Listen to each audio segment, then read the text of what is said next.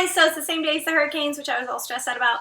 I'm making my soup in the back for comfort food. I'm going to continue cooking to calm myself down. So on my various forms of social media, I'll put a link or picture somewhere, I have been asking people what they want to see next. I'm trying to get people to comment on YouTube, but it hasn't really been so successful yet. So please let me know below what you'd like to see. But the big thing was junk food, like my In-N-Out recipe, which I will share above, mac and cheese, and the most recent one has been desserts. So I made cheesecake, and now I'm going to attempt some donuts. So this is either going to be hilarious because I'm going to fail miserably, or it's going to be fabulous. Regardless, I have another donut recipe which I will link above because that one was relatively successful.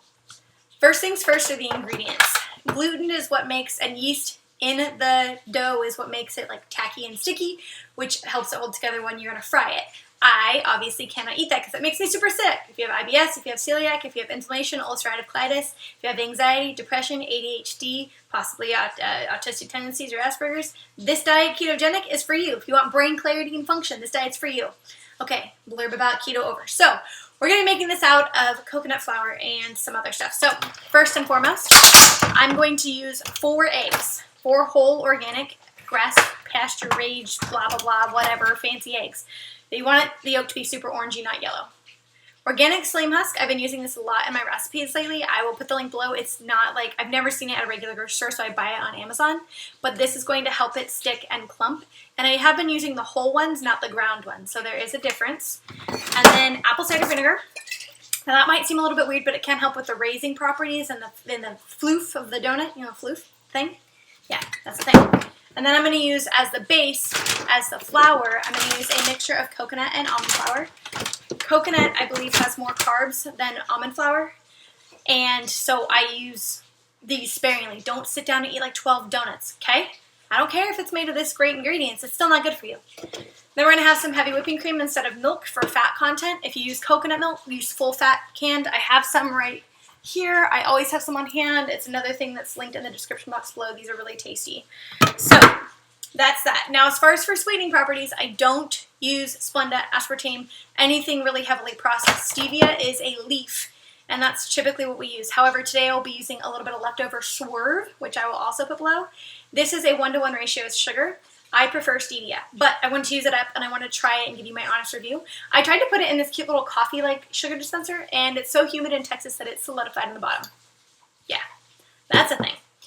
Since I showed you as I was talking about the ingredients, we're already at the part where it's all dough. So you're really going to just mix the ingredients until you get to a consistency you want, and it should look like dough. Now, as you can see, it was a little bit clumpy there, and that was not good, so I was adding more water to get the consistency that I actually want.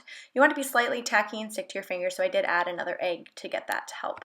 Now you're just going to roll it in your hand and then poke a little hole with your finger. The end.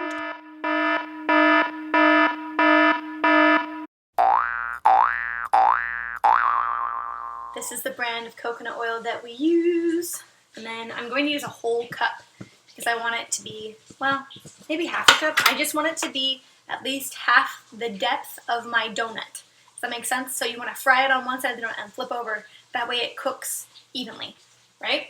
Okay, so let me get my spatula, get some of this. All right, so I'm going to flick this with my fingers because I already wetted them, and you can see the bubbles. You can hear it, so that means it's ready. I'm actually going to turn it down just a touch.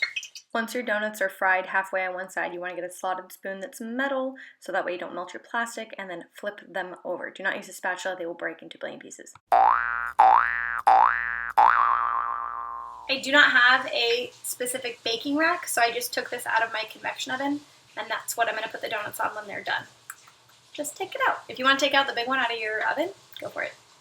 Don't buy stuff you don't need to. Alright guys, so this is my syrup that I'm going to use to glaze the donuts, and all it is a mixture of fiber yum and maple syrup extract. I'm still looking for a better alternative than this, but it gives it that syrupy kind of doodad, and this is sugar-free, it is street fiber, and this is an extract. So these are the completed donuts. I know they don't look that great, but I don't really care what they look like as long as they taste good. So let's glaze one up, and let's see, let's do this one.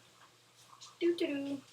Powdered stevia goes a long way. So be like there's not even anything on this. I'm just gonna tap that off to give it that donut kind of sugary thing. You can't have any. This is for me. You see this right now?